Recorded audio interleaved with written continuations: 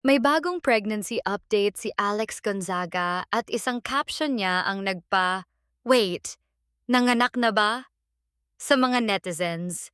Sa Instagram, ibinahagi ni Alex ang isang eleganteng black and white maternity photoshoot kung saan makikita ang kanyang baby bump habang suot ang all-black ensemble. Pero mas tumatak sa fans ang caption niya, "I'll miss carrying you inside my tummy, my baby." It was like having our own little world.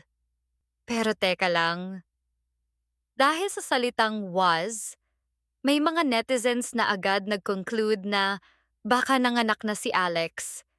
May nag-comment pa ng, "It was daw," meaning nanganak na.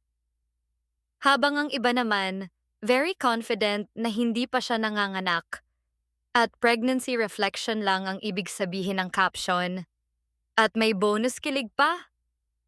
Sa isa sa mga photos, makikitang Mikey Morada ay nakaluhod habang hawak at hinahalikan ang baby bump ni Alex.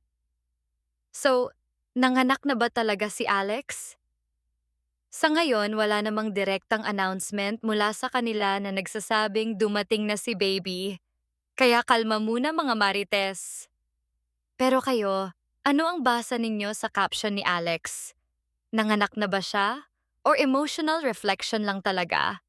Comment your thoughts below. At kung may napansin kayong clue sa photos, sabihin nyo rin, tsikahan tayo sa comments.